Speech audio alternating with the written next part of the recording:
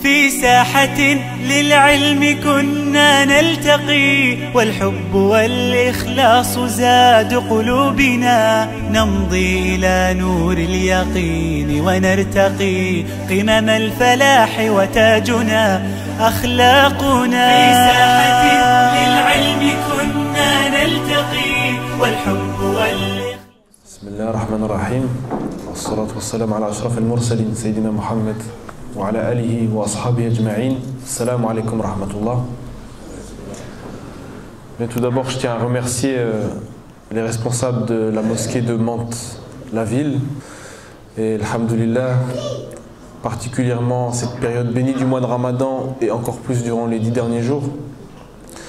C'est toujours un plaisir pour moi de pouvoir échanger avec des frères, avec des sœurs et de partager un certain nombre de réflexions pour essayer, comme tout à chacun le souhaite, de progresser spirituellement, religieusement.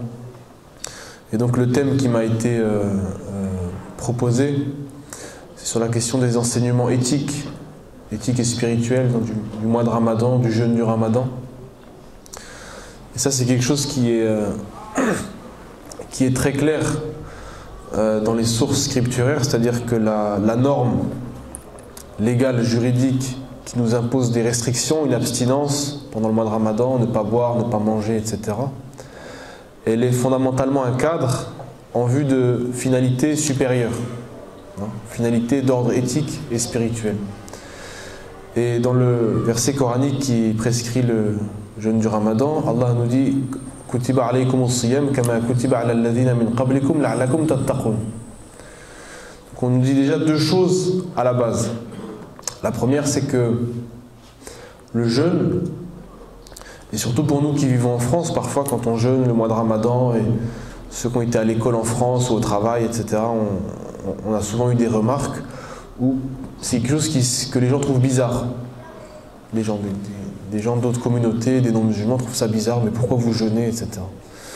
Et en fait, dans ce verset, Allah nous dit que non seulement le jeûne n'a rien de bizarre, mais qu'il est au contraire une tradition universelle et longue de l'humanité. Tout au long de l'histoire humaine, avant même le dernier message, les hommes ont jeûné et Dieu leur a prescrit le jeûne à travers les différents messages. Et d'ailleurs, c'est pas pour rien que dans les différentes traditions religieuses, on retrouve aussi le jeûne sous d'autres formes. Donc c'est une tradition longue et universelle. Et ensuite, Allah nous dit, le jeûne vous a été prescrit pour que vous atteigniez la piété, que vous vous rapprochiez de la piété. Donc on voit que déjà on nous dit que le jeûne a une finalité, c'est la piété. Et la piété, taqwa, elle a énormément d'implications en termes de travail spirituel et de réforme éthique.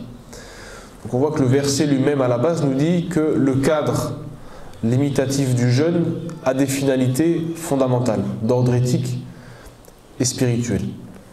Et énormément de hadiths vont dans ce sens-là. Quand le prophète sallallahu alayhi wa sallam nous dit que celui qui ne cesse pas d'avoir des mauvaises paroles pendant le Ramadan, alors ça peut être des mensonges, de la calomnie, etc.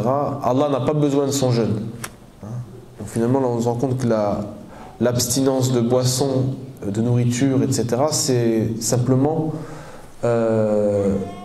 l'étape première qui doit nous emmener dans quelque chose de beaucoup plus profond, au niveau de notre comportement, au niveau de chercher à se perfectionner son agir, perfectionner ses intentions. Et tout ça, c'est connecté aussi à la question de taskiyat an-nafs, de la purification de l'ego, de l'être, parce que plus on se purifiera spirituellement, plus on arrivera à être dans le bel agir, de conformer nos actions à ce qui est bien, à ce qui est recommandé. Et par exemple, on sait que pour certaines personnes, c'est difficile de donner de ses biens. Parce que quand on a gagné quelque chose, on considère que c'est à nous. Et pendant le mois de Ramadan, on est invité encore plus à faire preuve de générosité. Donc on doit se faire souffrance, se faire violence, pour parfois dépasser cette avarice qui peut être naturelle, c'est le premier réflexe, et dire je vais donner. C'est pour ça que l'islam nous rappelle que quand on donne une sadaqa, on ne s'appauvrit pas, au contraire, on s'enrichit. Et que le fait de donner dans le don, il y a quelque chose qui nous dépasse, qui dépasse même l'acte en tant que tel, matériel, de donner, et qui relève de notre relation à Dieu. Et donc à la fois on va aider les gens, donc on sera récompensé pour l'utilité de notre acte, et à la fois on se purifie sur le plan spirituel. Et c'est ce que Dieu nous dit dans le Coran, notamment par rapport à la zakat. Et on sait que le mois de Ramadan, c'est fondamentalement, même si le jeûne crée des carences physiques. D'accord ? Physiquement, c'est une donnée biologique, on sera plus fatigué, plus faible du fait de l'absence de nourriture et de boisson. Mais on sait que, premièrement, l'être humain a des ressources en lui qu'il ne connaît pas. Ça, c'est même aujourd'hui quelque chose qui est expliqué quasi scientifiquement. On a des ressources énormes, mais qu'on ne sait pas forcément mobiliser. Et les ressources physiques sont connectées au mental, au cérébral, au psychologique, et le psychologique est lui-même connecté au spirituel. Comme le rappelait le savant soudanais Dr Malek Badri, rahimahullah, que j'ai eu la chance de côtoyer, la spiritualité et le psychisme, la psychologie sont fondamentalement connectés. Et notre santé mentale sera connectée à la qualité de notre spiritualité, de notre relation à Dieu. Et plus on sera fort spirituellement, plus on sera fort mentalement. Et plus on est fort mentalement, plus cela comblera toutes les carences qu'il peut y avoir sur le plan physique. Et c'est pour ça que ce regain, ce supplément d'âme en termes d'éthique et de spiritualité pendant le Ramadan, en termes d'effort, fait que finalement la condition physique sera même un moyen de progresser et de donner le meilleur de soi. Parce que le jeûne et la difficulté qu'il implique nous poussent à nous rappeler Dieu et à revenir à l'essentiel. Et on sait que c'était le cas du prophète sallallahu alayhi wa sallam. On a une tradition qui nous dit Kana Rasulullah sallallahu alayhi wa sallam yajtahidu fi Ramadan ma la yajtahidu fi ghayri. Wa fi al-ashr al-awakhir minhu ma la yajtahidu fi ghayri. Le prophète faisait encore plus d'efforts pendant le mois de Ramadan qu'en dehors du Ramadan. C'est-à-dire que le prophète, il était toujours rigoureux dans la prière, dans l'aumône, dans le fait de donner aux pauvres, etc. Mais pendant le Ramadan, encore plus rigoureux dans la prière, encore plus généreux avec les pauvres. Et au sein du mois de Ramadan, il l'était encore plus durant les 10 derniers jours. On sait qu'il prenait le temps de réveiller sa famille pour prier la nuit, etc. Et dans le même sens, Ibn Abbas nous dit que le prophète était plus prompt à faire le bien pendant le mois de Ramadan que le vent qui ramène la prospérité. On dit Ajwadu bil khayr min arih al mursala. Donc là, ça nous dit qu'en fait, le mois de Ramadan, c'est pas le mois où on fait que dormir, où on se contente du minimum. C'est le mois où on essaye, autant que faire se peut, chacun selon ses moyens, de donner tout ce qu'on a. Pas au-dessus de nos capacités, mais au maximum de nos capacités et dans la limite du raisonnable. Bien sûr, il ne faut pas non plus porter atteinte à sa santé ou se faire du mal, etc. Il faut concilier ça avec ce qui est raisonnable, mais autant que faire se peut, l'enseignement éthique et spirituel, c'est que je donne le maximum de moi-même. Et c'est pas pour rien que pendant le Ramadan, par exemple, on a la prière du Tarawih qui est recommandée. C'est une prière supplémentaire le soir, donc il demande un effort qu'on n'a pas le reste de l'année. D'ailleurs, le prophète sallallahu alayhi wa sallam nous a dit Man qama Ramadan imanan wa ihtisaban ghufira lahu ma taqaddama min dhanbi. Celui qui se lève pendant le mois de Ramadan avec foi et enthousiasme, Allah lui pardonne ses péchés. Donc il se lève, il y a l'idée d'effort, et c'est notamment lié au Tarawih. On se lève, on est debout, parfois on est fatigué, parfois on trouve que l'imam est trop long, mais on essaie de faire cet effort pour Allah et pour progresser spirituellement et moralement. Et une autre version du hadith nous dit Man sama Ramadan, donc le fait de jeûner aussi avec enthousiasme. Donc il y a l'idée qu'on doit être dans l'effort. C'est pas parce qu'on est fatigué, c'est pas parce qu'à un moment donné on a faim qu'on doit exclure toutes les pratiques spirituelles et éthiques. Par exemple, de dire voilà, comme je jeûne, je vais me contenter du minimum au travail, je vais me contenter du minimum à l'école. Non. La carence physique doit être comblée par la force spirituelle que nous apporte ce mois béni. Et vous voyez, Là, dans la conférence que j'ai fait hier et une autre que j'ai fait la semaine dernière, j'avais cité un exemple qui avait fait sourire les jeunes, mais je sais que beaucoup suivent le foot. Et je ne sais pas si vous avez vu le match du Real contre Chelsea, et Benzema il a mis un triplé. Et après, il y a des journalistes qui lui ont demandé, mais comment vous faites avec le jeûne du Ramadan? Parce qu'il a rompu le jeûne 13 minutes avant le début du match. Et il a mis un triplé, il a fait un match incroyable. Benzema il a dit non mais le jeûne n'a aucun impact sur mes performances sportives. Il a dit ça fait partie de moi. Et au contraire c'est même un plus pour lui. Oui. Et pourtant objectivement, même si évidemment ils ont des conseillers, des nutritionnistes, etc. Le message qu'il a voulu faire passer c'est qu'en fait au contraire le jeûne n'est pas du tout incompatible avec le fait de donner le meilleur de soi en termes de performance, mais qu'en plus ça peut même aider. Pourquoi? Parce que, comme je dis, le spirituel est connecté au mental, le mental au physique. Et il y a un frère là, des États-Unis qui m'a envoyé une vidéo du même genre, avec pour ceux qui suivent le basket, la NBA, avec un Afro-Américain qui est converti à l'islam, qui s'appelle Kyrie Irving, qui est un basketteur professionnel, il joue à Brooklyn. Et pareil, on lui a posé la question après un match phénoménal où il a très bien joué, comment vous faites en jeûnant? Il a dit, mais quand je jeûne, au contraire, je me sens mieux en termes de performance parce que j'ai vraiment le sentiment que Dieu est avec moi. Là, quand j'ai entendu ça, je me suis dit, ça c'est très très fort en termes d'enseignement. Et ce qui vaut pour les sportifs, parce que la performance sportive, la performance en matière de sport est un bon exemple, symboliquement, mais ça vaut pour tout. Ça vaut pour notre travail, ça vaut pour nos engagements associatifs, ça vaut pour ce qu'on fait à l'école, hein. Ceux qui ont des examens, rien n'empêche de donner le meilleur de soi. Vous savez, les musulmans, ils ont accompli des grandes choses pendant le Ramadan, hein. La bataille de Badr, il y a beaucoup de choses qui se sont passées pendant le mois de Ramadan. Le Fatah Makkah, énormément de grands événements de l'histoire de l'islam, à l'époque du prophète sallallahu alayhi wa sallam comme après, se sont déroulés pendant le mois de Ramadan. Parce que, vous savez, on base beaucoup notre vision sur le visible, ce qui est normal, parce qu'on se base sur ce qu'on voit principalement. Mais il ne faut pas sous-estimer la connexion de nos actes, de notre relation à Dieu, de nos efforts spirituels avec l'invisible. Et des fois, voilà, comme on dit, les voies du Seigneur sont impénétrables et on ne sait pas d'où peut venir la baraka, d'où peuvent venir les signes d'Allah.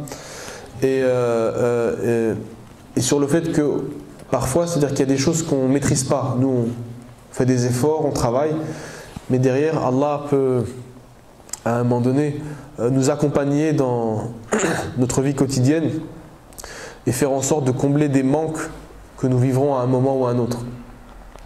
Et je pense que la notion d'effort, elle est vraiment une notion clé au niveau du Ramadan. L'idée de dire que l'objectif fondamental, c'est comment, sur le plan éthique, sortir du mois de Ramadan en étant meilleur que quand on l'a commencé. Et ça, c'est un grand challenge. Dit comme ça, ça paraît, mais c'est énorme. C'est un travail énorme. Travailler sur son ego, sur son orgueil.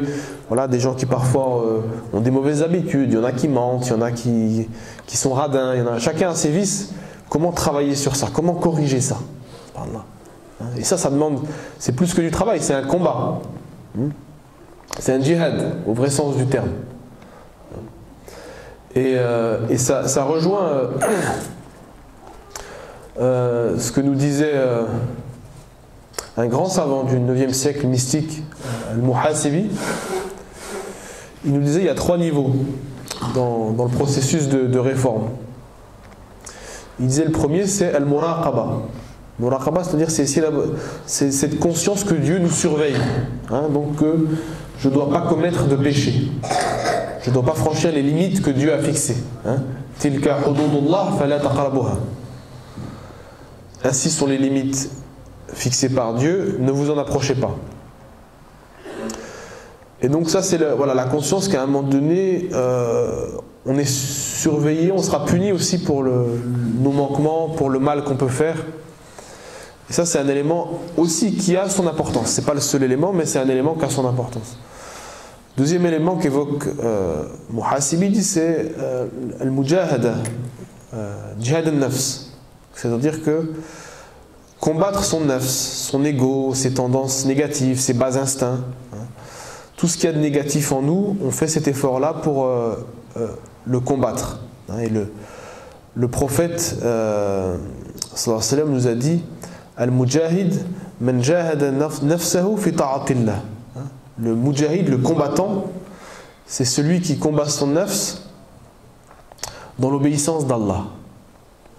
Dans l'obéissance d'Allah.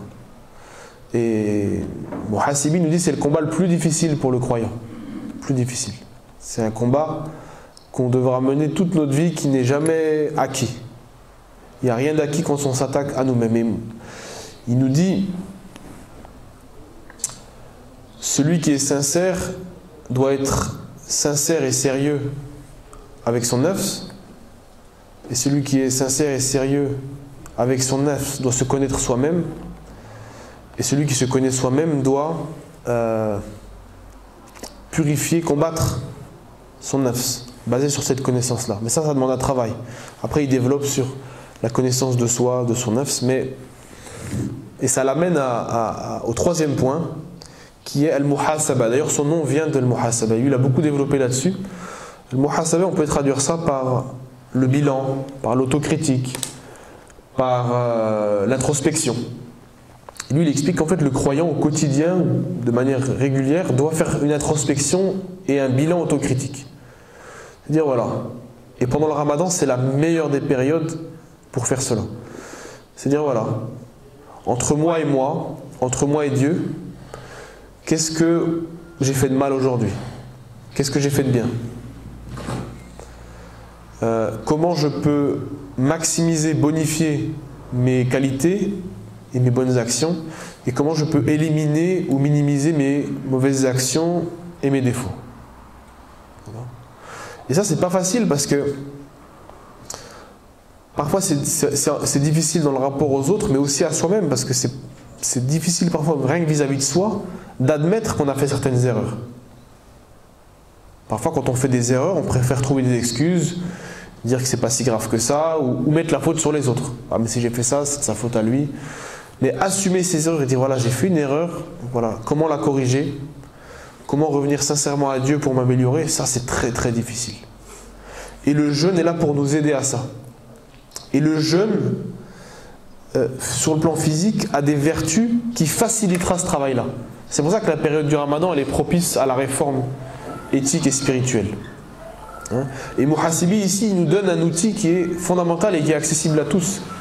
On peut tous prendre 5 minutes par jour, on se regarde dans la glace, enfin, c'est une image, hein, on fait comme on veut, mais on se regarde dans la glace et on se dit voilà, aujourd'hui qu'est-ce que j'ai fait de mal et comment je peux essayer d'être meilleur demain que je l'ai été aujourd'hui.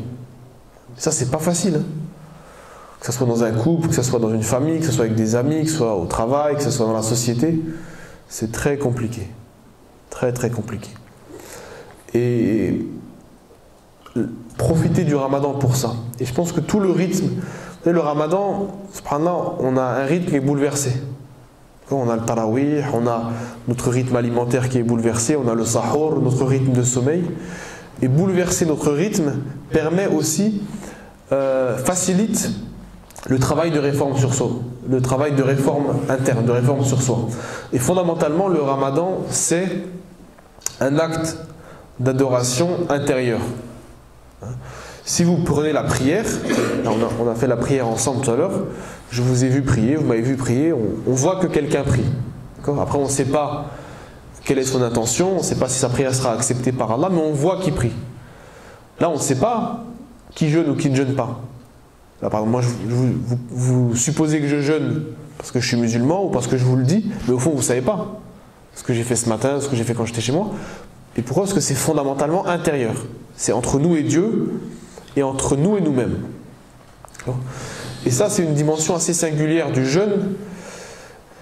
Et c'est pas pour rien que Allah a vraiment singularisé la pratique du jeûne du Ramadan. Quand il nous dit Kullu amali ibni Adam lahu illa siyam fa innahu li wa ana ajzi bi. Tous les actes des êtres humains sont à lui, sauf le jeûne qui est à moi, et c'est moi qui me charge de sa récompense. Vous voyez, subhanallah, quand Allah nous dit le jeûne est à moi, c'est presque en jeûnant, quelque part vraiment, on se rapproche de la réalité divine, lorsqu'on jeûne comme il le faut, à un niveau extraordinaire. On n'en a pas toujours conscience, mais le jeûne potentiellement est un exercice spirituel qui peut nous rapprocher d'Allah et de la réalité divine à un niveau exceptionnel, à un niveau de proximité exceptionnel. Mais encore une fois, il faut accompagner le jeûne de tout ce qui va avec. Et les prières de Tarawih aident beaucoup. Et ne pas oublier aussi, parce que j'ai parlé de l'importance de l'effort pendant le mois de Ramadan, mais que fondamentalement en islam, l'effort, Allah, en termes d'effort, regarde plus nos efforts que les résultats de nos actions. C'est-à-dire que parfois, même si je n'ai pas atteint mon objectif, le résultat escompté d'une action, d'une réalisation,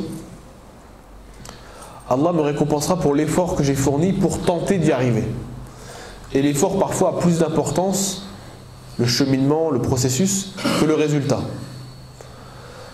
Et on a un verset du Coran qui nous dit « Laïsa lil insani illa ma sa'a wa inna sa'yahu sawfa yura » L'être humain n'obtient que par rapport en fonction de ses efforts, à la lumière de ses efforts, et ces efforts seront vus ou seront connus. Et là on nous dit deux choses. La première, la deuxième partie du verset, Allah nous dit les efforts seront vus ou seront connus. Qu'est-ce que ça veut dire?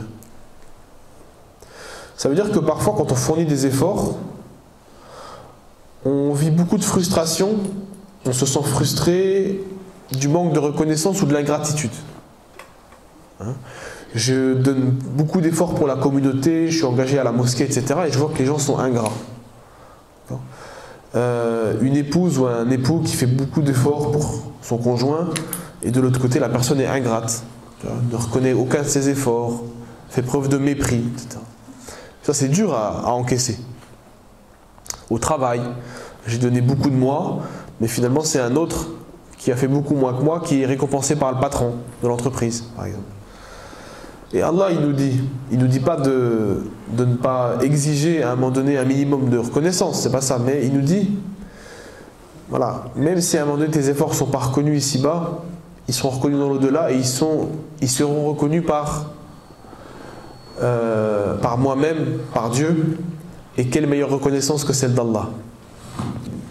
Et in fine, c'est de dire que si on a la reconnaissance d'Allah, on n'a pas besoin de celle des hommes. Hasbunallah wa ni'mal wakil. Et la première partie du verset, aussi sur la question de l'importance de l'effort, elle nous rappelle ce que je vous ai dit sur la question de l'effort et du résultat. Si je fais par exemple, je comparais ça avec un enfant ou un étudiant, deux élèves qui passent un examen. Ils sont dans la même classe, ils passent un examen en arabe, en mathématiques, en ce que vous voulez, en cours de religion. Et vous avez un élève qui a beaucoup de facilité, qui, voilà, presque de manière innée, il a beaucoup de facilité, donc il n'a pas besoin de travailler, il n'a pas besoin de réviser ses cours. Il passe l'examen, il a 18 sur 20. Alhamdulillah. Voilà. Il a 18 sur 20 sans faire d'effort. Et vous en avez un autre qui a des difficultés, qui a des lacunes, mais il travaille.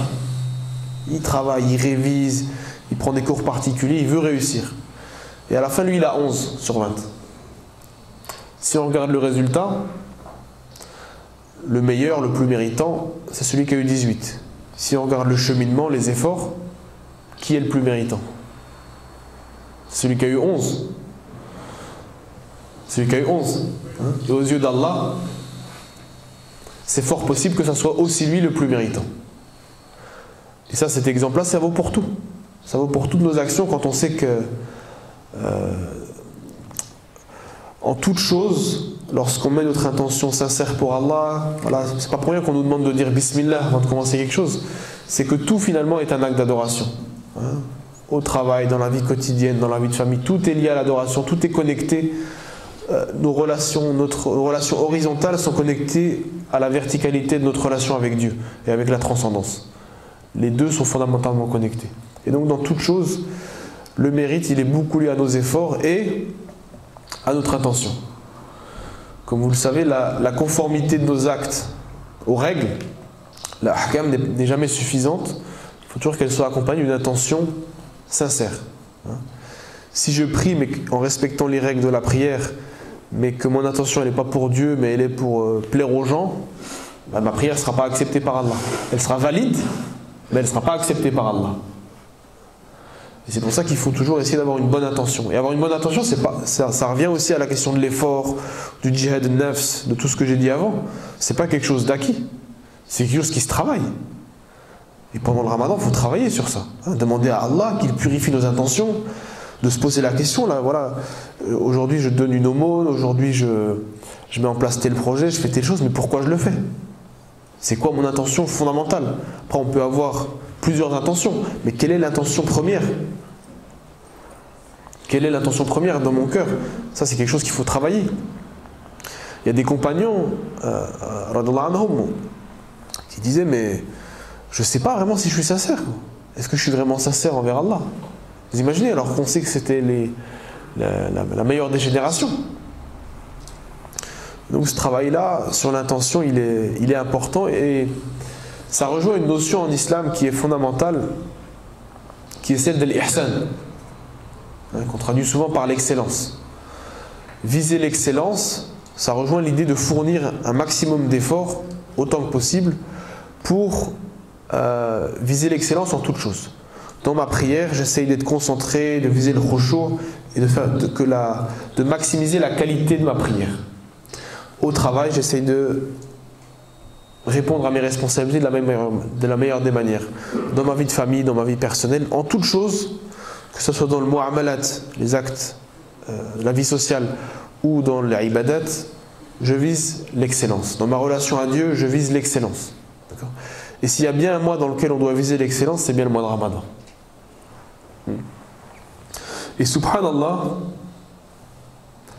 le prophète Mohammed alayhi salam, il avait une qualité énorme et impressionnante, c'est qu'il arrivait à dire des choses très profondes en peu de mots. C'est-à-dire une phrase comme ça pouvait vraiment être porteuse d'un enseignement profond, d'une philosophie de vie, alors qu'il s'agit juste voilà, d'une petite phrase, de quelques mots, quand il nous dit « taqwa ahuna » en montrant le cœur, etc. Et le prophète sallam nous a défini al-ihsan. Il a défini al-ihsan, il nous a dit al-ihsan c'est « an ta'budallah ka'annaka tara, fa in lam takun tara, fa innahu yarak » Adore Dieu comme si tu le voyais, car si tu ne le vois pas, lui te voit. Et subhanallah, quand on s'arrête sur ce hadith, c'est incroyable. Ce que nous enseigne le prophète, là, il nous donne un outil, il nous donne une clé pour réussir notre vie dans tout ce qu'on entreprend. Parce que qu'est-ce qu'il nous dit en nous disant ça? Adore Dieu, donc c'est-à-dire agis, parce que tous nos actes sont des actes d'adoration in fine, quand on met l'intention pour Allah. Donc c'est agis dans tout ce que tu entreprends, comme si tu voyais Dieu, comme s'il était en face de toi. Donc c'est-à-dire que dans tout ce que j'entreprends, je dois le faire avec la conscience de la présence divine. Je dois nourrir mon cœur et mon esprit de cette conscience que Allah est présent. Non seulement qu'il me surveille, mais aussi qu'il m'accompagne avec amour dans mes projets. Pour pouvoir mettre Allah au centre de notre vision, de nos projets, de ce qu'on entreprend. Pas simplement d'être avec Allah le vendredi quand je viens à la mosquée, et dès que je sors de la mosquée, ben je retourne avec Shaitan. C'est essayer d'être avec Allah tout le temps, et surtout d'avoir conscience que lui est avec nous tout le temps. Et qu'il est plus proche de nous que notre veine jugulaire. Et que quand on l'invoque, il répond à notre appel.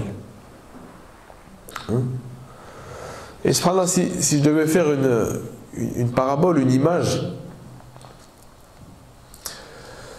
imaginez-vous que vous êtes confronté à un choix dans votre vie professionnelle, personnelle, où à un moment donné vous avez le choix entre une chose bien et une chose mal. D'accord? Je ne sais pas, ça peut être... mais que la chose mal est plus attrayante. C'est-à-dire elle répond plus à vos intérêts, à vos désirs immédiats. À une jouissance spontanée. Par exemple, je ne sais pas, quelqu'un qui est commerçant, à un moment donné, je ne sais pas, il vend des voitures, il voit qu'il a un gars en face de lui un peu naïf, il se dit ouais, lui il y a moyen que je l'arnaque, que je gagne que je vende la voiture le double de son prix, du prix du marché, et donc moi je double mon bénéfice. Et avec ça, je vais m'acheter, je sais pas, je vais me faire creuser une piscine, ou je sais pas. Le gars, donc il pense comme ça. Mais sauf que l'arnaque, c'est haram, c'est mal. Non seulement vis-à-vis d'Allah, mais en plus il aura fait du mal à quelqu'un d'autre. Il aura porté préjudice aux droits d'autrui. Huquq al-ibad. Donc il a le choix entre le bien et le mal. Imaginons que cet homme qui est musulman, il a en face de lui le prophète qui le regarde. Le prophète il est là, il est en face de lui, en chair et en os. Est-ce que cet homme osera faire le choix du mal en présence du prophète?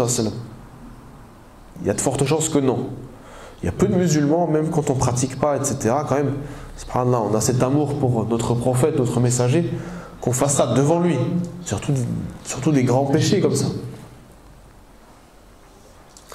Alors imaginez-vous que même si le prophète n'est plus là, parce qu'il est mort, et qu'il était fait de chair et de sang, Allah, lui, il ne meurt pas, et il est éternel, et il est toujours là, et il nous voit constamment, et il est celui qui connaît aussi bien ce qu'on montre que ce qu'on cache. Al-batin wa zahir. Rien ne lui échappe. Et donc en fait, quand on pense que Dieu ne nous voit pas, il nous voit. Quand je dois faire ce choix de ce qui est bien et ce qui est mal, en fait, Allah est présent. C'est juste que même si je le reconnais théoriquement en tant que musulman, mon cœur n'est pas nourri de cette conscience de la présence divine. Et l'ihsan, c'est justement viser l'ihsan. Ça rejoint tout ce que j'ai dit avant sur le travail spirituel, sur nourrir notre cœur de cette conscience de la présence divine. J'ai conscience qu'il est là avec moi. Aussi bien comme quelqu'un qui me fixe des limites, que comme quelqu'un qui m'accompagne avec amour dans ce que j'entreprends. Et avec miséricorde. Et ça, c'est une philosophie de vie, subhanallah. Nourrir notre cœur de la présence divine. Et la présence divine et la conscience de la présence divine, notamment pendant le Ramadan, qui est une période bénie, Allah il la nourrit comment? Bien sûr ça passe par les actes d'adoration, etc. Mais Allah il nous envoie des signes. Et plus on sera purifié spirituellement, plus on sera apte à recevoir les signes qu'Allah nous envoie. Et les signes, Allah il nous les envoie de mille et une façons. Allah il nous dit dans le Coran,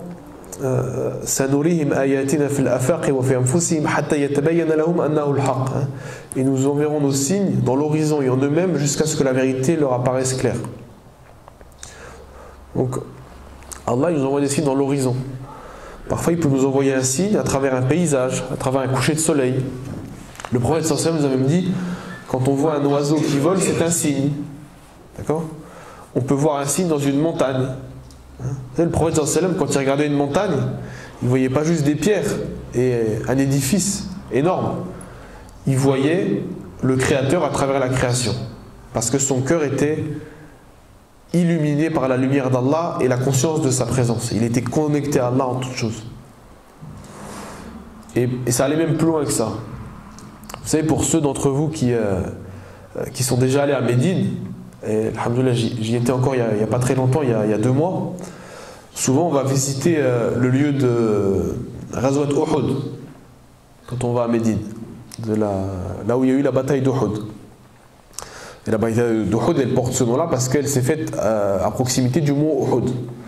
Quand vous allez à Médine, vous voyez, c'est un mont qui est très très très long. Des fois on ne se rend pas compte quand on visite juste la place, mais en fait il est immense en longueur. Et on sait que le prophète sallallahu alayhi wa sallam, il avait un lien très particulier avec cette montagne, et qu'un jour il avait dit à ses compagnons,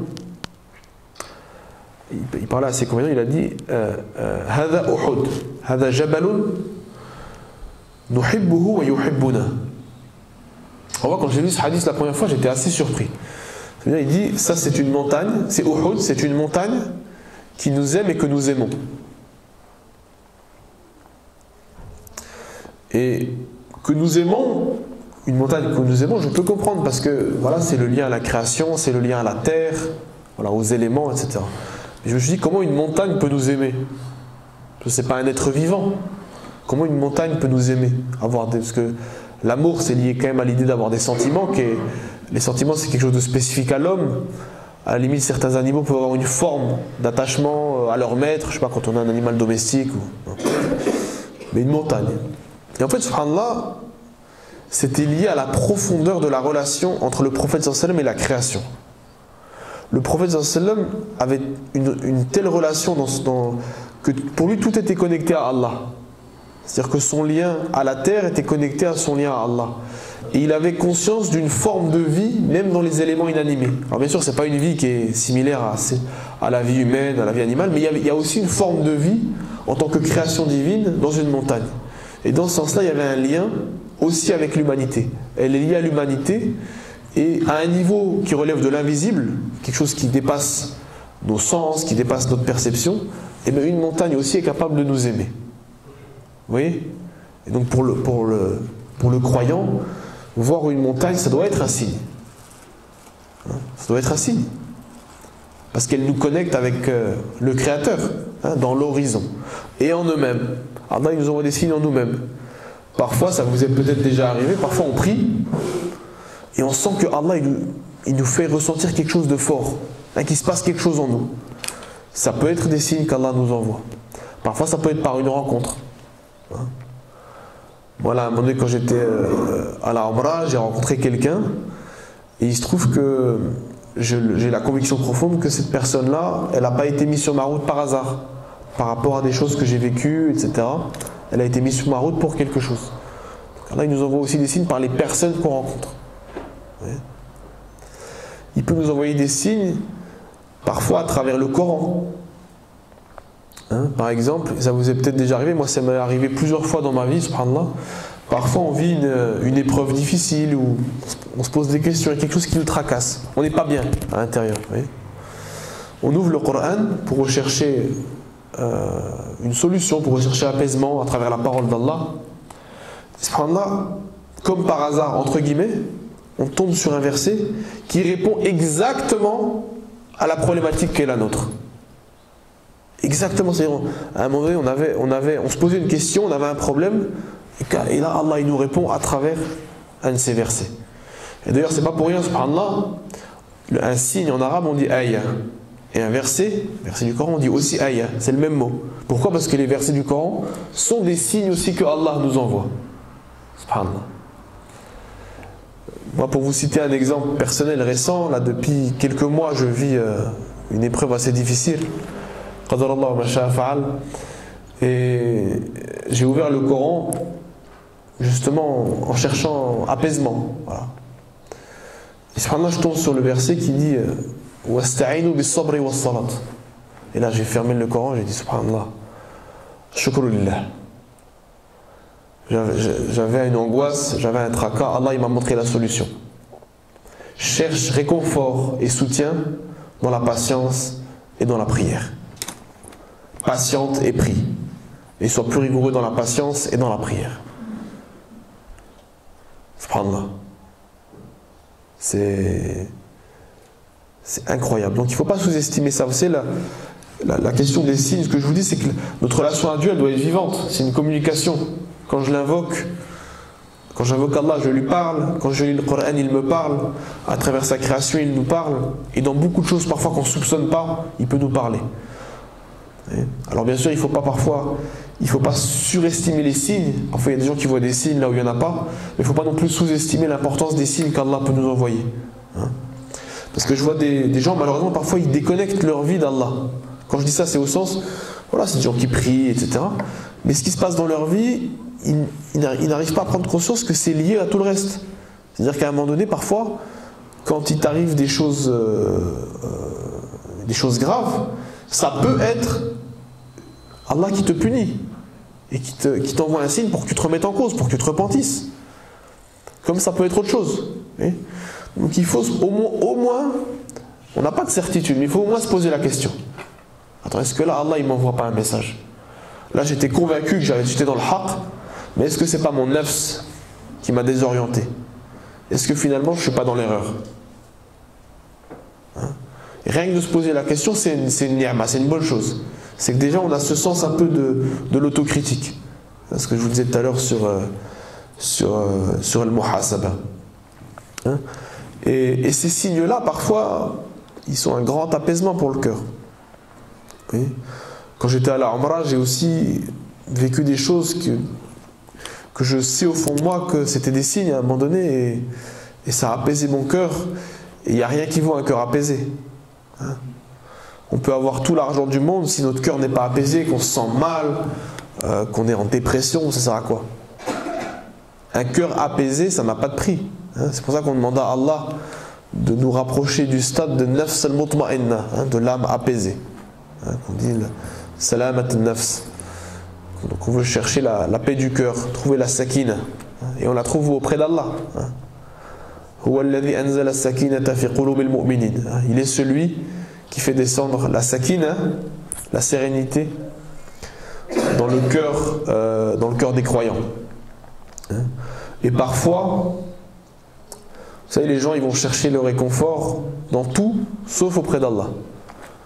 Hein, dans le divertissement, dans le fait d'être tout le temps actif, pour finalement ne pas être confronté à soi. Parce que c'est quand on est confronté à soi que parfois on a ce tracas. On est confronté au mal qu'on a pu faire, etc. Et certains, pour évacuer la culpabilité, eh bien on se noie dans autre chose. Non, mais le réconfort, on le trouvera auprès d'Allah. À travers sa miséricorde, à travers son amour. Et la question des signes, elle est importante. Vous savez, regardez, je relisais encore là dans Surat al-Baqarah, là, quand je relisais le Coran pendant ce mois, à un moment donné, vous savez, quand Ibrahim alayhi salam, il dit à Allah, il lui demande de lui montrer comment il fait pour ressusciter les morts. Et Allah lui dit, mais n'es-tu déjà pas un croyant? Bon, tu n'as pas besoin de ce miracle, pourquoi? Tu as déjà la foi, tu es un prophète. Et Ibrahim alayhi salam, il dit oui. Il dit oui, mais en gros, je voudrais que tu fasses cela pour apaiser mon cœur. Liyatma'inna qalbi. Subhanallah. Que je me dis, subhanallah, vous imaginez, même un prophète, un messager de la stature d'Ibrahim alayhi salam, il demande des signes à Allah pour apaiser son cœur. Alors vous imaginez, nous, on a besoin de ça. On a besoin de ces signes, on a besoin d'apaisement. Mais ça, il faut le chercher. Et il faut l'accepter dans le bien comme dans le mal. C'est-à-dire que parfois, moi je vois malheureusement, il y a des gens parfois qui font tête baissée dans le mur, voilà, qui suivent leur nafs, qui suivent leur orgueil. Et on a beau leur donner tous les arguments du monde, religieux, rationnels, tout ce que vous voulez, ils ne veulent pas se remettre en cause. Oui. Et pourtant, voilà, ils prétendent être dans la spiritualité, dans tout ça, dans tout ça. Et à un moment donné, derrière, Allah, il leur enverra des signes. Tu vois, même ils vont faire salat al-istikhara, et Allah, il va leur envoyer des signes pour leur montrer qu'ils sont dans l'erreur. Mais en fait, ils refuseront ces signes. Ils trouveront toujours une excuse pour dire non, en fait, c'est pas un signe, en fait, ça veut dire autre chose. Et en fait, c'est pour ça que pour recevoir les signes, il faut aussi purifier son nafs, parce que sinon, on ne pourra pas recevoir les signes. Si Allah nous envoie un message pour dire là, tu fais fausse route, ben non, on pourra toujours trouver une excuse. Ben non, ça ne veut pas dire ça. Hein? Et malheureusement, après, voilà, ça fait partie des choses. Et il y a un point qui est important aussi pendant le mois de Ramadan, c'est que c'est aussi le mois du pardon, de la fraternité et de la réconciliation. Le pardon, c'est-à-dire qu'on doit chercher le pardon d'Allah. Hein, on a tous commis beaucoup de péchés, il y a beaucoup de choses qu'on se reproche, et c'est le mois où on doit redoubler d'efforts pour obtenir le pardon d'Allah. Hein. Les deux hadiths que je vous ai cités tout à l'heure, le jeûne en soi est un moyen de se faire pardonner. La prière et le regain dans la prière aussi. Mais il ne faut pas oublier une chose, c'est que c'est aussi important de pardonner et de demander pardon. Et ça, c'est plus dur. C'est plus facile souvent de demander pardon à Allah que de demander pardon à quelqu'un à qui on a fait du tort. Parce que déjà, on a du mal à reconnaître qu'on a fait du tort à quelqu'un. Et c'est aussi dur de pardonner à quelqu'un qui nous a fait du tort. Ça, c'est dur. Là, pendant le ramadan, il faut essayer. Il faut essayer. Hein, et c'est dur, hein. Moi je l'ai vécu, des fois il y a des gens à qui j'essaye, mais j'arrive pas à pardonner des choses qu'ils m'ont fait. Hein.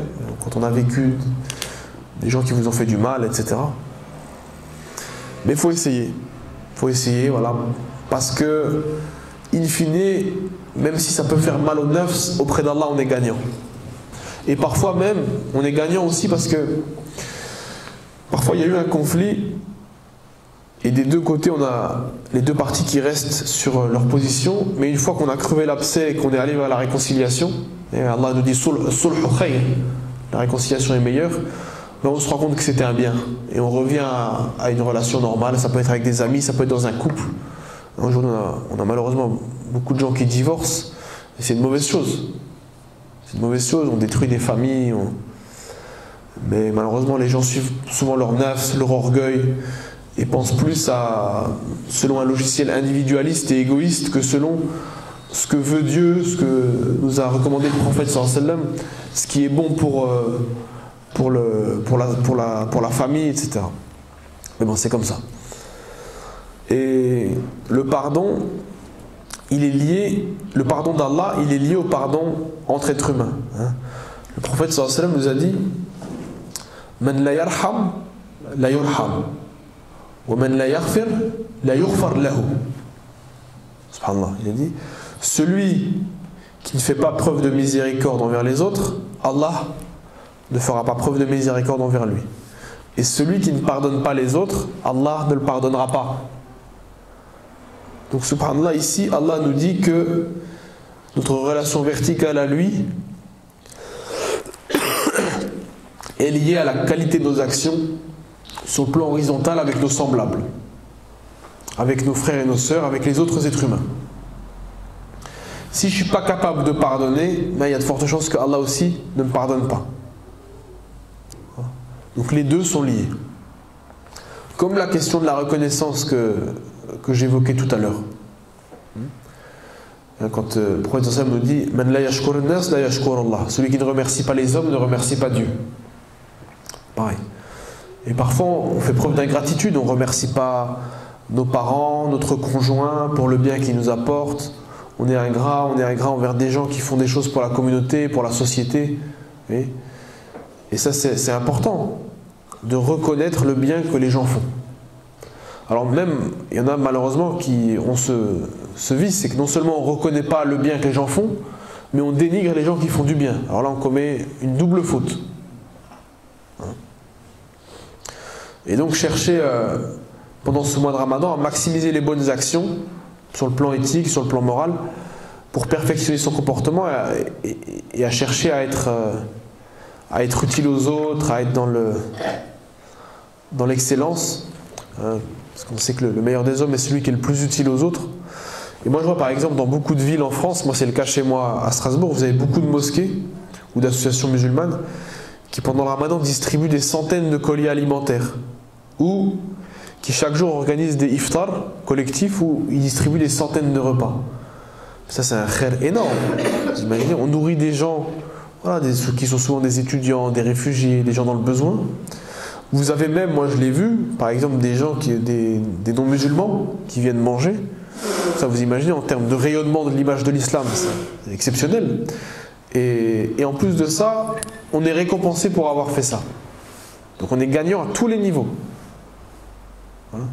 C'est pour ça que quand on investit dans la voie d'Allah, si on parlait en termes économiques, c'est un investissement avec 100% de garantie de rentabilité. C'est comme quand je donne la zakat,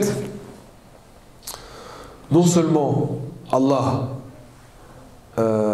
sera satisfait de moi et va me récompenser, je vais me purifier spirituellement. Il nous dit que quand tu donnes la zakat, ça te purifie.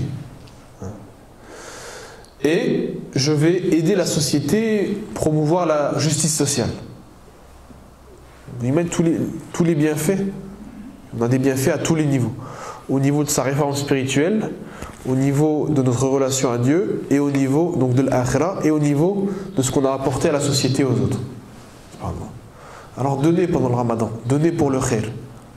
Tout le khair. Ça peut être une mosquée, ça peut être de l'humanitaire, mais tout. Moi je le rappelle souvent, comme je suis dans moi je suis un universitaire, je suis dans la recherche. Je dis quand on soutient la recherche universitaire, les projets de recherche, les projets intellectuels, c'est aussi une ni'ma, hein, parce qu'on soutient une science utile. Hein. Le prophète sallallahu alayhi wa sallam nous a dit qu'une science utile, hein, l'ilm nafi', c'est une sadaqa jariya, au même titre qu'une mosquée, au même titre que, hein.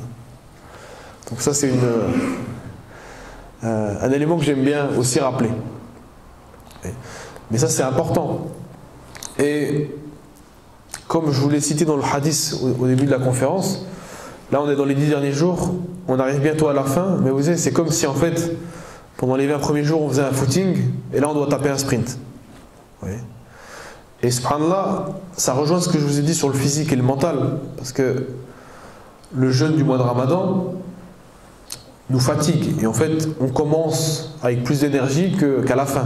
Là on est un peu plus faible qu'au début. Moi je le voyais, les premiers jours au Tarawih, je me sentais plus fort que maintenant. Mais l'enseignement spirituel et éthique nous dit l'inverse. Il dit plus tu avances dans le mois de Ramadan, plus tu dois faire d'efforts et plus tu dois donner de ta personne. Donc il faut essayer encore même si on n'a plus de force, on essaie de trouver un peu de force quelque part, une force qu'on ne sous-estimait pas, et donner le maximum de soi. Dans Qiyam al-Layl, dans les actes d'adoration, dans les actes de bien. Parce que aussi, non seulement on n'a pas conscience des bienfaits et des retombées de tous ces actes, mais en plus de ça, on ne sait pas si on sera encore là l'année prochaine.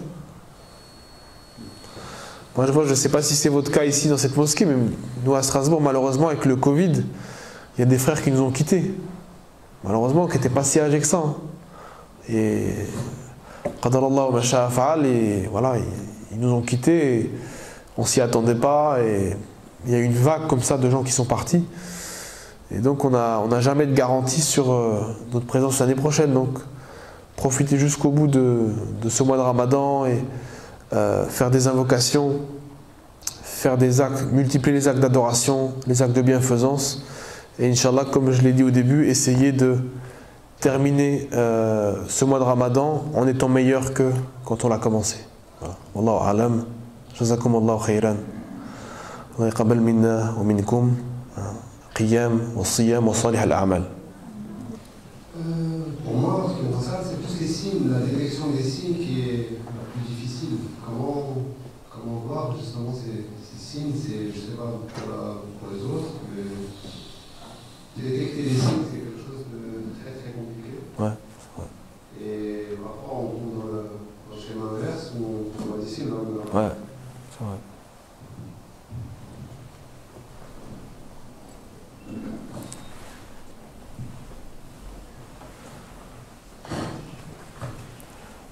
Non mais c'est tout à fait vrai, d'ailleurs c'est pour ça que j'ai dit que certains surestiment les signes et voient des signes là où il n'y en a pas, et d'autres les sous-estiment. Je dirais que comme tout ce qui relève du spirituel, on dépasse la question du monde sensible et visible. Donc forcément ça relève de l'intuition spirituelle. Et il y a toujours une part de...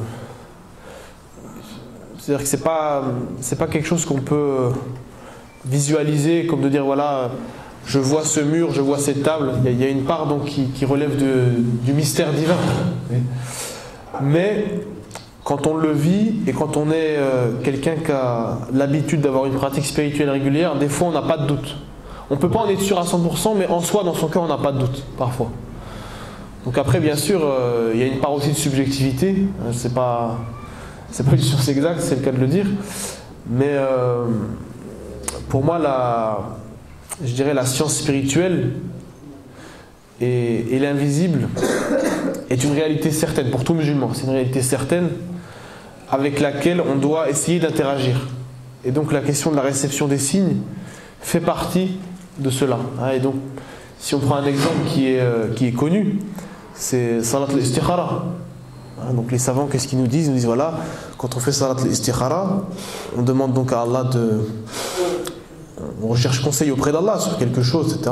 Consultation, on consulte Allah. Mais au fond, voilà, c'est pareil, on n'est jamais certain totalement de la manière dont Allah va nous orienter et va répondre à cette consultation. Mais en même temps, des milliers ou des millions ou des milliards de musulmans peuvent témoigner que parfois quand ils ont fait cette prière, ils ont la certitude en eux-mêmes que Allah a répondu à cette demande. Vous voyez ? Comme par exemple quand on fait une invocation et que derrière elle est exaucée, ben on a la conviction qu'il y a un lien entre l'invocation et ce qui a et ce qui s'est produit, ce qui s'est matérialisé. Pourtant scientifiquement on ne peut pas le prouver non plus. Donc voilà, ça relève de l'intuition spirituelle. Il n'y a peut-être pas de certitude absolue, mais je pense que voilà, l'intuition spirituelle parfois elle a une valeur qu'on ne peut pas non plus négliger. Mais en tout cas, ce qui est sûr, c'est que plus, comme je l'ai dit, plus on sera fort et purifié spirituellement, plus on sera capable de voir les signes et de les recevoir. Ça, c'est une certitude. Voilà. Après, j'ai pas de réponse, on va dire, pleine et entière à cette question. Voilà.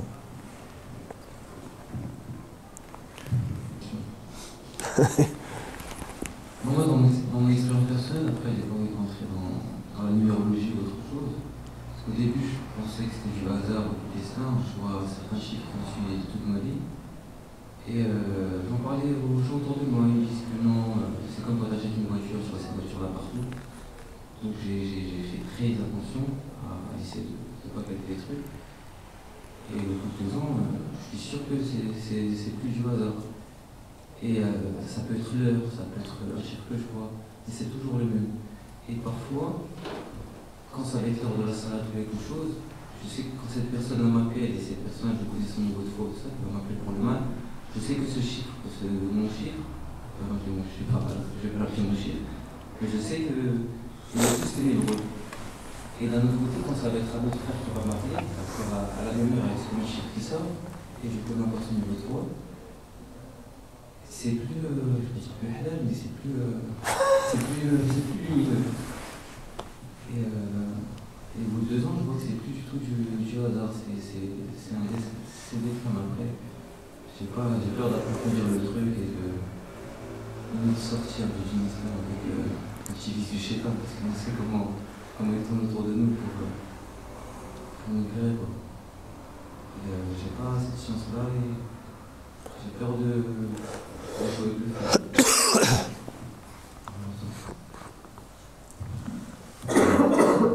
Allah alam, alors bien sûr j'ai pas de réponse à ta question, mais un peu comme je dis, je pense, comme ça, mon avis, ce serait qu'il ne faut pas ni surestimer ni sous-estimer, mais qu'après Allah peut envoyer des signes par des voies très différentes. Après, il faut savoir c'est pourquoi il t'enverrait ce signe, pourquoi par ce biais. Mais après, moi ça me fait penser à... Il y a beaucoup de gens qui disent ça, qui disent qu'il y a des chiffres qui reviennent comme ça dans leur vie. Donc c'est vrai qu'il y a des chances que ça ne soit pas du hasard. Hein. Il y a des chances que ça ne soit pas du hasard. Ça peut être tout petit, ça peut être là pour mon numéro d'appartement quand j'étais petit, le numéro de place de stationnement, c'est toujours la même chose. Ouais. Non, ça me rappelle, je ne sais pas si tu as lu l'autobiographie de Malcolm X. Dedans il raconte, il dit moi j'avais un chiffre qui me collait depuis que j'étais petit, c'est le chiffre 7. Il raconte, il dit voilà, j'étais le 7e enfant. Quand je suis devenu le responsable de la mosquée de New York, c'était la mosquée numéro 7. Et tout le temps c'était le chiffre 7 jusqu'à la fin de sa vie qui lui collait à la peau. Et il raconte que pour lui aussi, il y voyait un signe, tu vois, d'Allah. Donc c'est pas quelque chose d'impossible, c'est possible. Après voilà, Allah alam, mais essaye de demander à Allah justement qui t'apporte des réponses par rapport à ça, est-ce que ça pourrait signifier. Moi j'aimerais que le frère il prenne la parole.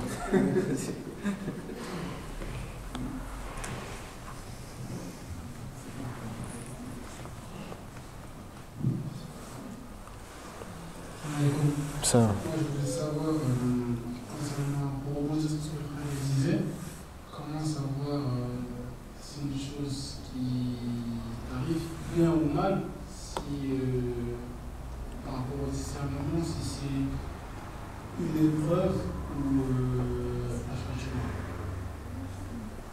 Des fois, on peut avoir des choses bien qui nous arrivent, ça peut être considéré comme une épreuve, et des fois, c'est aussi un changement, sachant que c'est chose bien qui n'arrive un peu que parcourir à ta perte, comme la chose mal qui t'arrive et vice-versa. Ouais.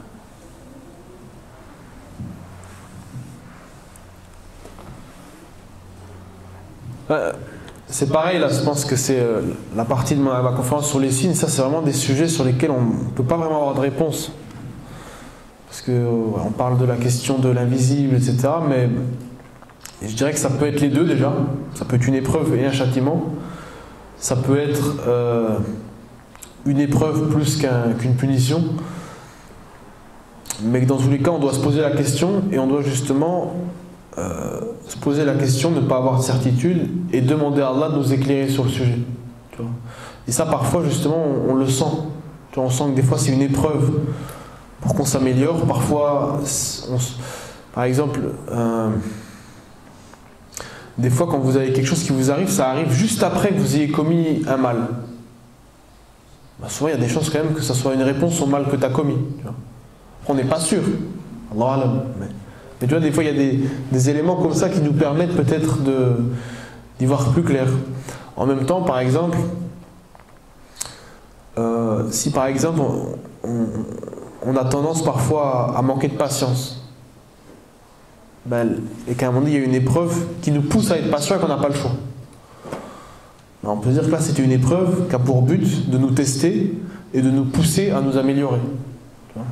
Donc tu vois, il faut essayer de réfléchir en connectant ça aux événements, à notre vie, et encore une fois toujours demander à Allah de nous éclairer.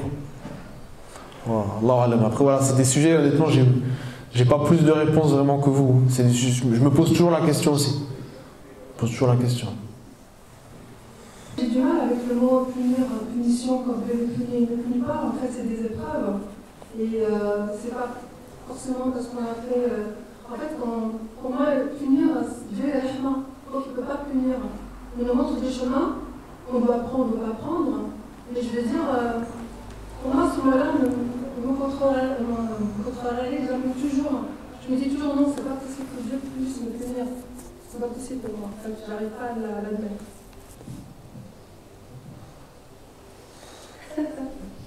À ce moment-là,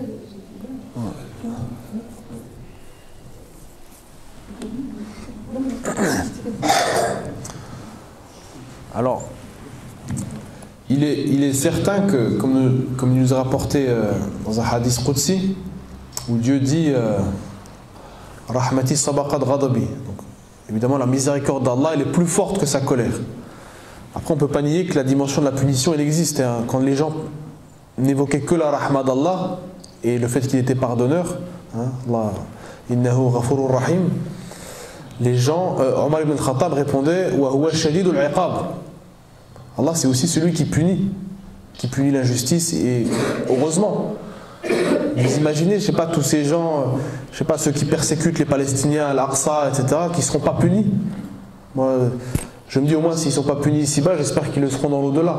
La rahma est plus forte. Ça c'est important de le rappeler et je pense que ça va dans le sens de ce que vous dites. Mais il n'y aurait pas de rahma s'il n'y avait pas aussi de punition. Je pense que les deux sont quand même liés. Et que la punition, parfois, elle peut aussi avoir une... Alors ça dépend des cas. Parfois, c'est vraiment pour mettre fin à un mal et à une injustice. Ou parfois, ça peut aussi être un moyen pour quelqu'un de se repentir. Le fait de vivre à un moment donné une épreuve qui passe par des choses très difficiles, ça peut aussi être un moyen. C'est comme quand on punit un enfant. Quand on punit un enfant, c'est pas forcément pour le détruire, mais c'est pour qu'il prenne conscience de son erreur et qu'il ne la recommence plus. Donc ça peut avoir une vertu aussi pédagogique. Donc moi, ma réponse, après, voilà, chacun a sa vision là-dessus. Moi, je pense que la miséricorde est plus forte que la punition. Ça, faut toujours le rappeler. Notre religion, c'est d'abord la miséricorde. Allah, il est d'abord Ar-Rahman Ar-Rahim, mais il est aussi Shadidul Iqab. Voilà. Et que... Ces gens-là, s'ils savent qu'il y a une porte, ils peuvent dire bon, je vais me repentir, je vais bien. Au lieu d'entendre toujours oui, je vais être puni, il va dire la face, je vais être puni, je continue sur ma lancée. Oui, un petit peu le... Oui, mais l'inverse peut être vrai aussi. Ouais. Les deux. On a besoin des deux. Moi, je pense qu'on a besoin des deux. Et on a besoin des deux en se rappelant. Vous savez, c'est comme la question de la culpabilité. Aujourd'hui, quand vous écoutez certains psychologues contemporains ou même vous savez, certains théoriciens du bien-être, etc., on vous dit qu'il faut complètement évacuer la culpabilité. Donc en gros, quoi que je fasse, je ne culpabilise pas. Hein? Je commets quelque chose de mal, non, culpabilise pas, c'est pas grave. Si toi ça t'apporte du bien, c'est pas grave. Toi ça te fait du bien, vas-y. Il y a quelqu'un qui me racontait qu'il allait voir un psychologue. Il lui dit, écoute, si pour ton équilibre tu dois tromper ta femme, ben, trompe ta femme. Voilà. Fais-le. Et vous allez voir le lien avec ce que je dis. Je pars pas dans tous les sens. Et en fait, cette vision-là, elle est complètement contraire à notre religion, parce que la culpabilité, elle peut avoir ses vertus. Le prophète sallam, il nous dit que on sait qu'on a fait un péché justement quand on culpabilise, quand on ne se sent pas bien d'avoir réalisé cela. Mais la culpabilité, elle n'est pas quelque chose qui doit nous détruire. Elle est quelque chose qui doit nous ramener vers Allah. Je me sens mal d'avoir commis un péché, ça me ramène vers Allah pour me repentir, réparer ma faute, regretter. Mais une fois que j'ai rempli les conditions du repentir, là, Allah, qu'est-ce qu'il nous dit? On doit pas désespérer de la miséricorde d'Allah. Et ceux qui désespèrent de la miséricorde d'Allah ne sont pas des musulmans. Donc après là, on n'est plus dans la culpabilité, mais on est dans l'espoir de la miséricorde. Donc finalement, la culpabilité, elle peut avoir une vertu à un moment donné, sans qu'elle soit une finalité en soi, qui après effectivement peut être destructrice. Quand on culpabilise trop, ça peut être néfaste. Mais si on ne culpabilise pas, c'est aussi dangereux. Voilà.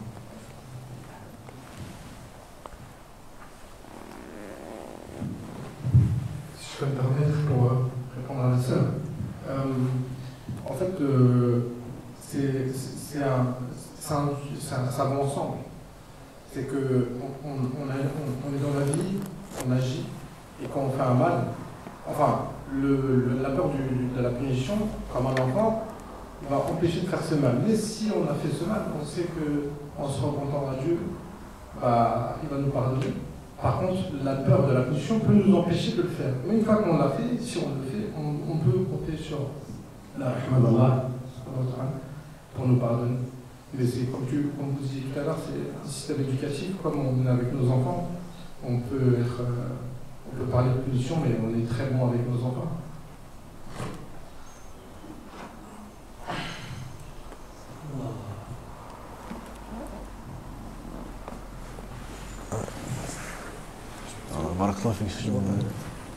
C'est la sœur derrière? Non.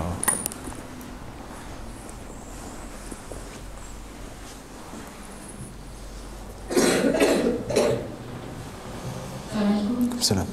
Je reviens sur un point sur la culpabilité. Vous avez dit que la culpabilité n'était pas. Il fallait qu'elle soit là. En même temps, il faut effectivement qu'elle soit là, mais à certaines doses. Parce que vaut mieux être responsable de ce qu'on a fait que de se sentir coupable. Parce que l'exemple du psychologue que vous avez cité, ce n'est pas exemplaire. Nous avons des psychologues qui sont très compétents. Et effectivement, la culpabilité, à certaines doses, trouvera un néfaste. Ça, c'était le premier point. Alors, le deuxième point, c'était concernant les signes. Alors, les signes, c'est plutôt la connexion avec Allah et qui apparaissent en fait lors des épreuves. Et est-ce que ça nous invite à faire des choses? Parce que voilà, on les voit, on sait qu'il y a quelque chose, on voit bien les signes, et il y a des actions à faire suite à ces signes.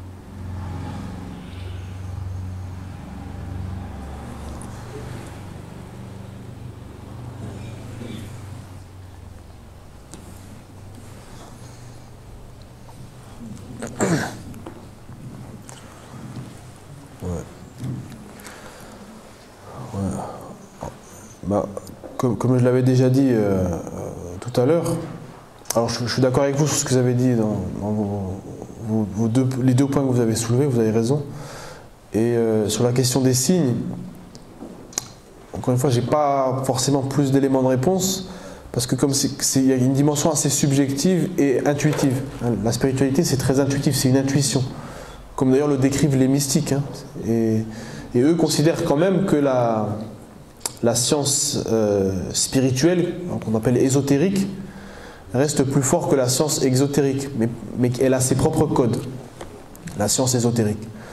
Donc c'est quelque chose qui relève plus de l'intuition. Donc je dirais, il faut apprendre à recevoir les signes, et quand on les reçoit, se poser la question: Est-ce que c'était vraiment un signe? Qu'est-ce que je dois en déduire? Et quand on atteint un certain niveau de conviction, peut-être là, prendre des décisions qui vont me permettre, mais après, on n'est pas dans l'ordre de la certitude parce qu'on n'a pas accès à l'invisible, fondamentalement. Donc c'est difficile de répondre. Mais par exemple, moi, dans l'exemple que j'ai cité, à un moment donné, j'avais la conviction que le fait d'être tombé sur ce verset, c'était une réponse. Et moi, les actes que je devais mettre en application, ben, c'était la plus de patience et plus de prière, dans ce cas-là. Quand par exemple, je sais pas, dans un couple, quelqu'un fait salat al-istikhara, voilà, est-ce que je dois divorcer, est-ce que, je sais pas, par exemple, à un moment donné, s'il y a des choses qui se passent, que la personne ne se sent pas bien, que voilà, je sais pas comment les signes peuvent se manifester, faut qu'elle accepte aussi de se remettre en cause, de dire voilà, elle voulait divorcer, finalement non, il faut peut-être que tu te réconcilies, parce que Allah te dit dans le Coran que la réconciliation est meilleure, ou voilà, c'est des exemples que je donne comme ça.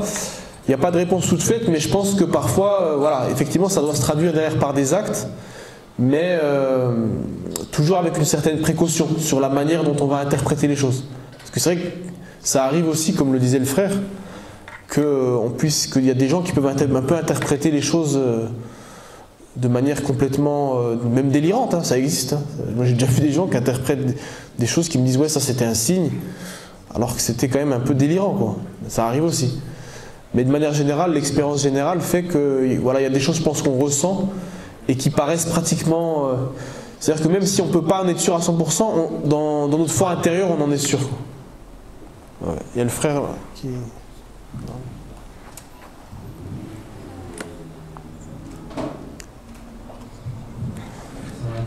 Comme ça, là. Je vais partager une expérience en termes de signes. En fait, j'ai un ami qui est assez particulier, c'est quelqu'un qui est très malin, et en fait, il a une éducation particulière qui fait qu'il n'a pas reçu certains principes. Et il faisait une chose, enfin, je ne vais pas décrire la chose, mais tout le monde lui disait d'arrêter de le faire. Et il y avait des gens qui faisaient cette chose-là, comme quoi, qui presque me disaient de faire cette chose-là. Et il ne comprenait pas trop parce qu'il se disait si ces gens-là me reprochent de faire ça, qu'ils le fassent eux-mêmes, parce que de toute façon, c'est profitable de le faire. Et je disais attention avec cette mentalité, parce qu'un jour, il va t'arriver quelque chose, à force de considérer les gens comme ça, de sport humain, qui fait que il va t'arriver quelque chose qui va te remettre à ta place. Parce qu'en fait, ce qui est intéressant, c'était pas faire que tu es complètement fermé dans la tête, c'est juste qu'il ne comprenait pas pourquoi il ne pouvait pas faire cette chose-là. C'était sincère chez lui. Et en fait, un jour, ce qui lui est arrivé, c'est qu'il marchait dans la rue, il voyait les gens glisser à certains endroits, les uns après les autres, et il tombait par terre, il se relevait. Il s'est dit, moi je vais pas être ridicule comme eux, je vais pas marcher à cet endroit-là. Il a marché à un autre endroit, et ce endroit-là, qui n'était pas risqué, il avait pas de sol n'était pas glissant, il s'est fracassé la jambe, il a dû faire des opérations avec des coups, etc. Et comme de là, ça m'a fait comprendre. Mais ce qui est intéressant, c'est que des signes qu'il faut. Ce que j'en ai compris, c'est qu'il y a une certaine ouverture, il faut avoir une certaine ouverture et une certaine sincérité dans les courses. Il ne faut pas que ce soit des choses. Parce qu'en fait, je pense que le cas où on se fermer à certains rappels, quand on les a vu plusieurs fois et qu'on les a fait. Voilà. Ouais, s'il y a une autre. Attends, ce que je pense. Ouais, Barakallahu fik, c'est pour cette histoire. Et je pense qu'elle est pleine d'enseignements. Et je pense que tu as raison sur ce que tu dis, hein, sur la question de la fermeture du cœur au bout d'un moment. Et dans l'histoire que tu cites, par exemple, quand tu nous la racontes, ça paraît évident que ce qui lui est arrivé est connecté à ce qu'il faisait. C'est comme dans d'autres religions, on parle de karma. C'est un peu ça. Voilà. C'est vrai. Très bien. Juste l'interprétation des règles. Ouais. Juste pour savoir un peu l'interprétation des rêves par rapport au signe.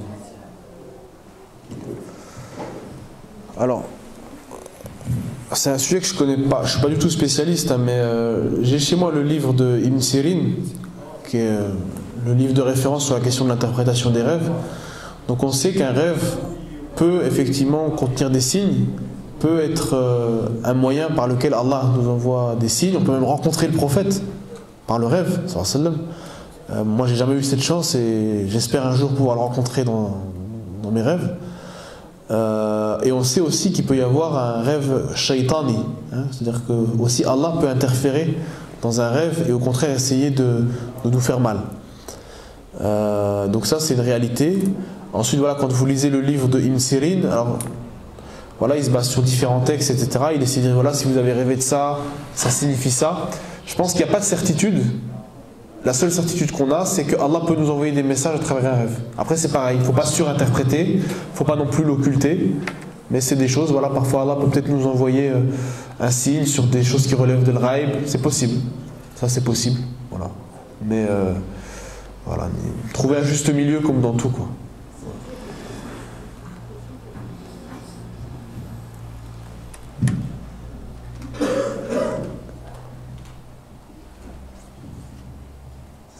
Salam. J'avais une question, c'est sur la sincérité. Tu as abordé ce sujet. Tu avais dit qu'il y a certains compagnons qui doutaient de leur sincérité, alors qu'ils avaient vraiment une autre foi élevée. Et du coup, je me demande, lors d'une paranoïa, comment on peut savoir si on est sincère ou si on n'est pas. Ouais.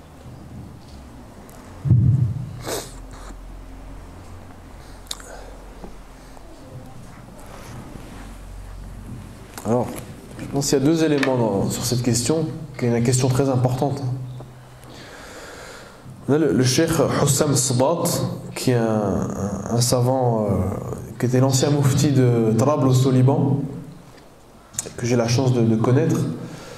Il est venu à Strasbourg il y a quelques jours et il rappelait que quand on se repentit, qu'on demande pardon à Allah, on n'est pas sûr, on n'est jamais sûr à 100% que Allah a accepté notre repentir. Et il dit ça a une vertu, c'est que ça nous pousse à toujours quand même être dans l'effort. C'est-à-dire que par exemple, j'ai commis un péché, je me suis repenti.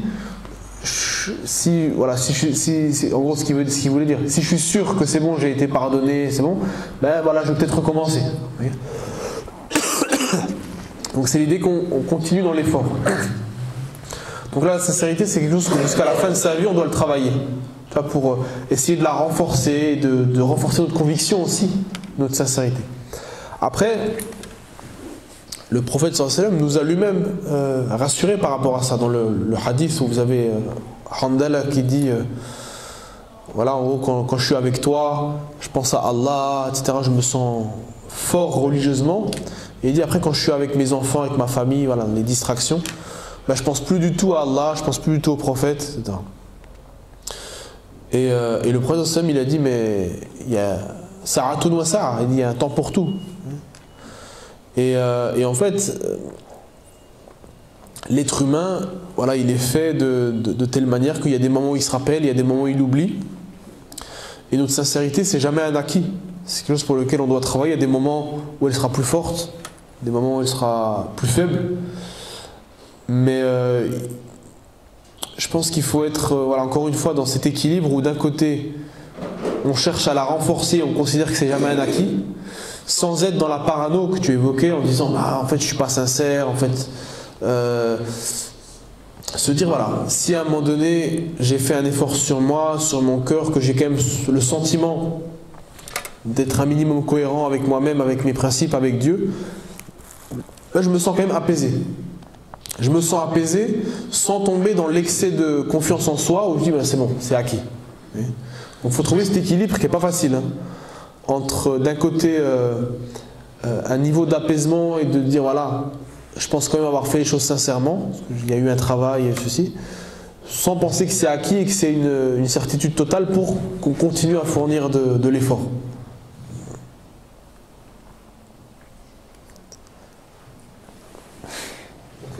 Je sais pas. Ferme une question. C'est fini. C'est bon? Ouais, ça marche. Barakallahu fikoum. On va conclure alors. Il n'y a plus de questions, c'est sûr? Ok, barakallahu fikoum.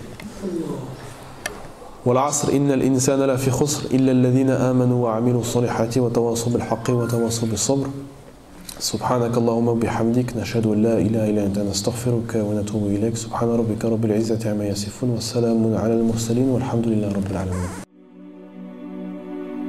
في ساحة للعلم كنا نلتقي، والحب والإخلاص زاد قلوبنا. نمضي إلى نور اليقين ونرتقي قمم الفلاح، وتاجنا أخلاقنا. في ساحة للعلم كنا نلتقي، والحب والإخلاص